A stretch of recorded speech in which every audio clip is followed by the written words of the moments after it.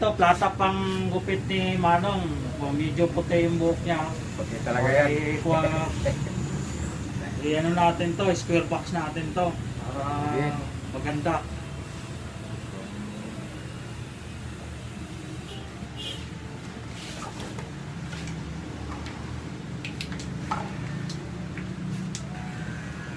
So ito na ang pinakaunang procedure natin, gumamit ng guard number 2 close blade.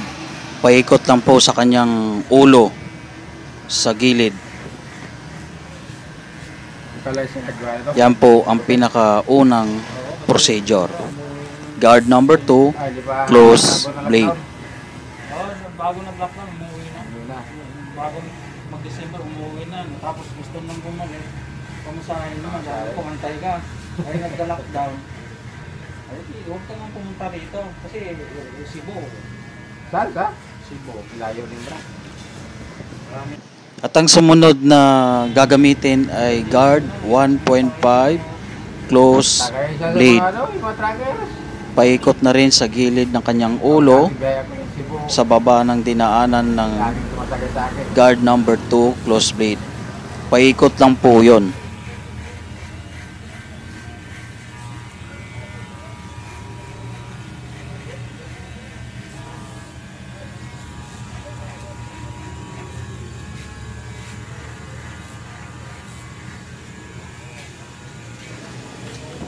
At ang sumunod ay guard number 1 close blade.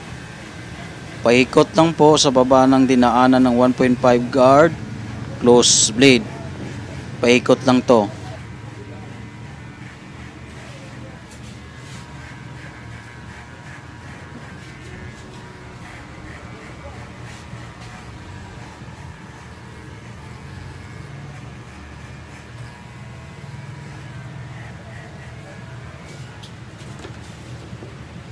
So, konting pagpag lang po para matanggal yung pinagputulan nating buhok.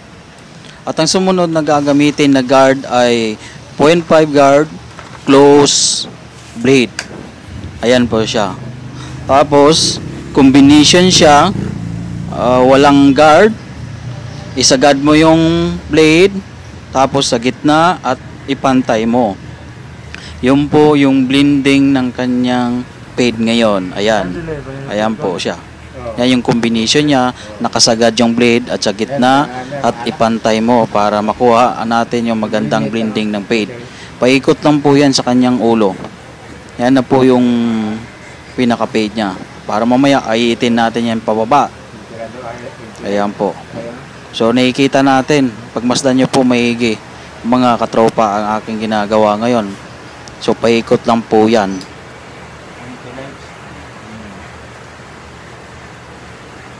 Saka yung isa rin tawag isa yung parang tirador din.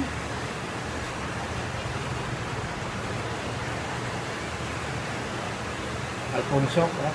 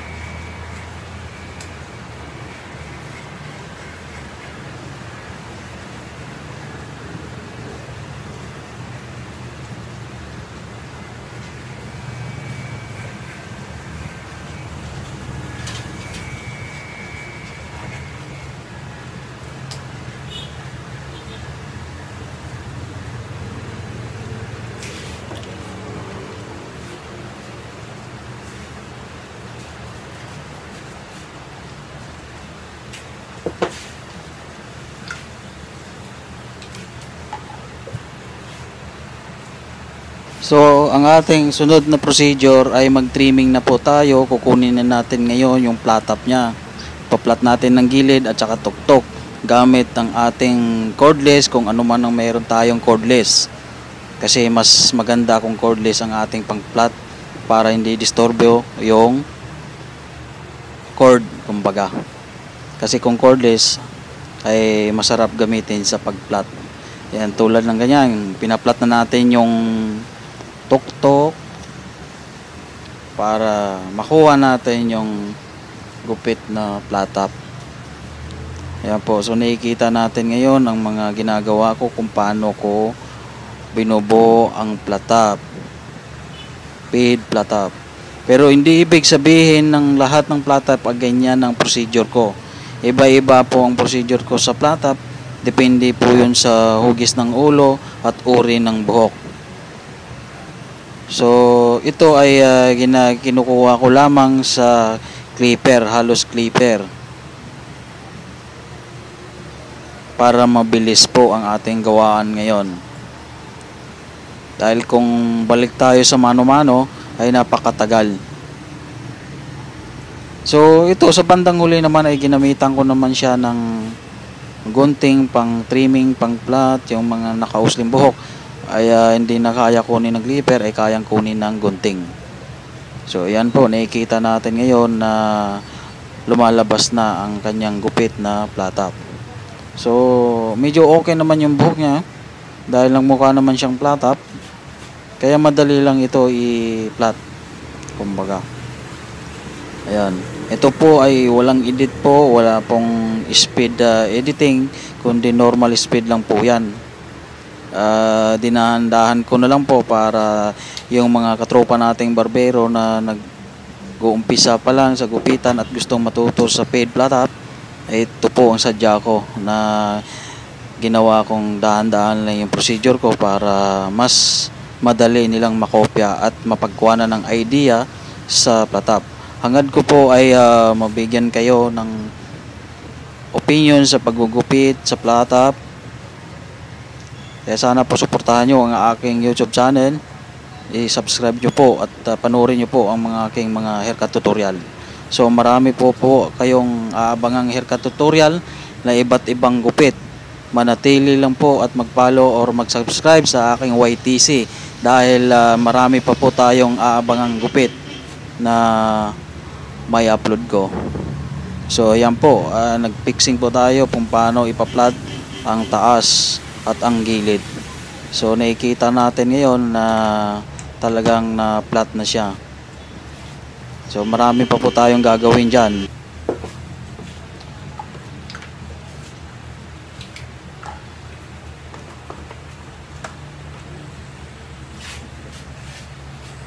So ito na, gumamit tayo ng detailer para bigyan natin ng shape line sa noo.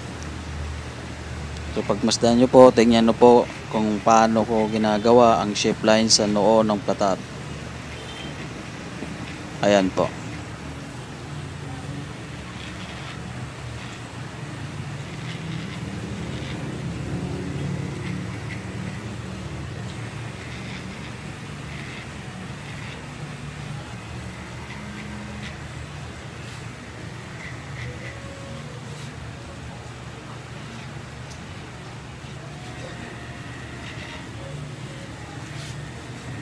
So tuloy lang po ang paggawa ng shape line sa gilid ng kanyang noo sa bandang kaliwa. Ayan po yung ginagawa ko ganyan. Yung shape line niya straight lang po papunta sa kanyang taas ng kilay. Ayan, para maangas siya. So i-detail natin, wala siyang patilya ngayon, wala siyang curve line na patilya, diretso lang po yon. So ayan, dinidetail natin ng gilid para sa pag-ahit mamaya ay hindi na gaano mahirap dahil serong-zero na siya. Paikot lang po yon sa kanyang ulo yung pagdidetail natin.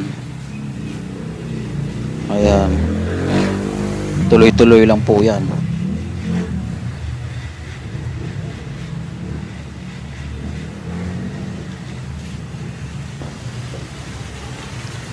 So mula dito sa kaliwa, ganun din sa bandang kanan, ipantay lang po natin yung shape line niya mula dito sa kaliwa, ganun patungo doon sa kanan.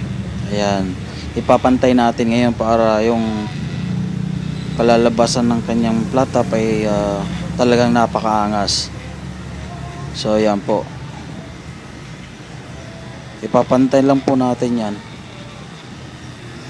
So mas madali na lang kung ganon matapos sa kabila, kasi sa umpisa ng paggawa ng shape line, yun doon lang medyo mahirap dahil i-create mo ngayon kung paano babagay.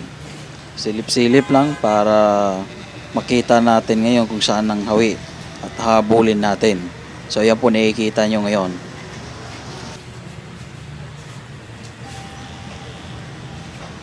So yan po ang inuulit-ulit natin para habulin natin ngayon kung saan ang medyo hawi ay ipapantay natin ngayon. Ganun lang po, silip-silip. Mas mahalaga yung silipin natin sa salamin para makita natin kung pantay na ba talaga. Ayan po ang purpose nun.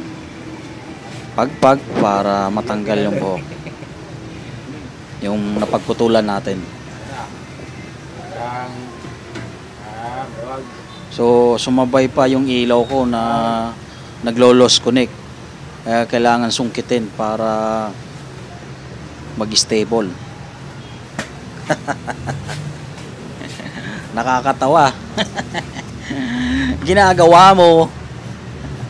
So gumamit tayo ngayon ng tubig para sa pag-ahit natin ngayon. Kung mayroon man kayong mga liquid shaver, ay mas mainam po na gumamit tayo nun.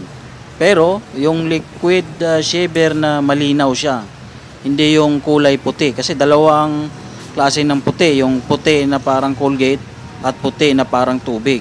So mas sa shaving kasi sa ganyan ay mas maganda gamitin yung malinaw na puti para makita natin yung buhok at saka yung anit. Kadalasan kasi yung mga ginagamit na puti na shaver liquid ay sa balbas lang yon, pero mas maganda talaga gamitin yung malinaw na parang tubig ang linaw nun, kasi safety tayo. So yung ginamit ko ngayon na pang shave ay tubig lang, at sana laging bago ang blade para matalas at hindi masakit sa pag-ahit.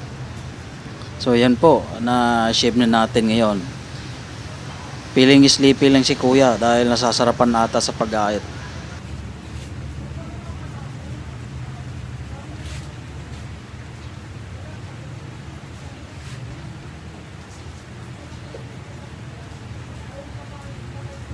So continue lang po yan mula dito sa kaliwa papunta sa bandang kanan. Susundan lang po natin ngayon yung pattern natin na ating dinitil para ahitin. Ayan po, yung nakikita natin ngayon. Tuloy-tuloy lang po sa paghagod, pag-ahit patungo sa bandang kanan.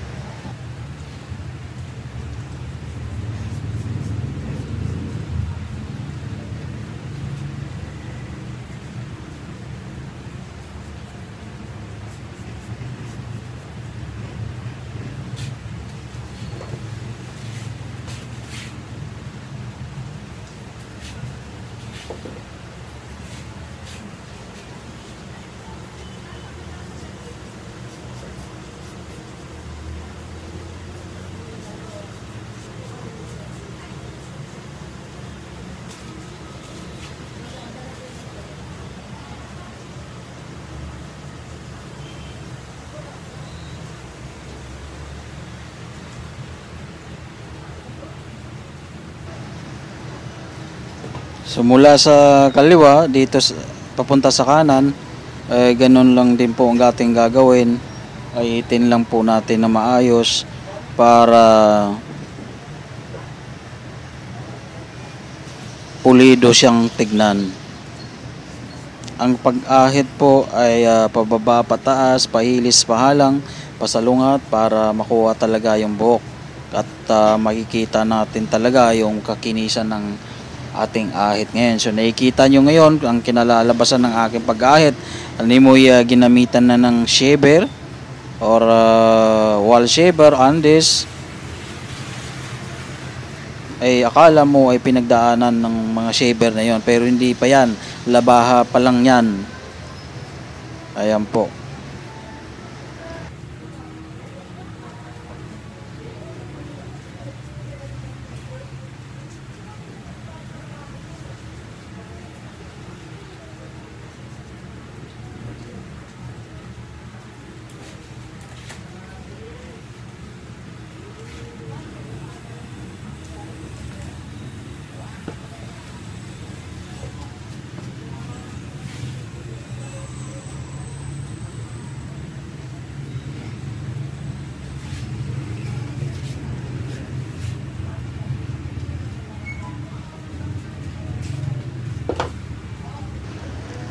So ngayon gagamitan na natin ng Shimpa shaver. Itong Shimpa shaver ko ay talagang matalas to. Akala mo Andes din eh. Kaya nagagamit ko pa hanggang ngayon. So yan po, i-shave natin natin ngayon ng Shimpa paikot. Hindi na gaano mahirap yan. Hindi na gaano mahirapan ng Shimpa shaver dahil tapos nang ahitin ng labaha. Kaya konti lang. Konting pasada lang para talagang pulido siya at makinis. Tsaka nakikita natin ngayon ang kakinisan ng kanyang paid flat top.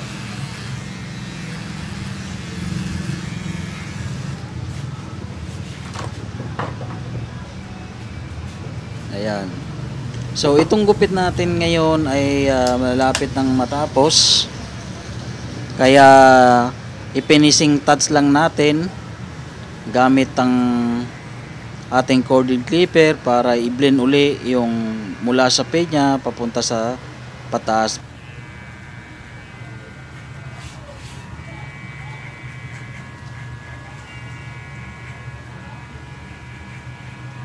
Paikot lang po yan. So sana mga katropa na mga baguhan pa lang na barbero na gustong magka-ideal o gustong matuto sa paid flat top haircut ay mag-subscribe lang po kayo lagi sa aking YTC Just Kay Barbero Supero dahil maasahan nyo po na mas marami pa po kayong mapapanood ng mga haircut tutorial na iba't ibang klaseng gupit. Sana mapulutan ninyo ng opinion or ideal ang aking haircut tutorial ngayon. So, tuloy lang po sa panonood kung ano ang mga ginagawa ko sa finishing touch. Maraming salamat sa inyong lahat.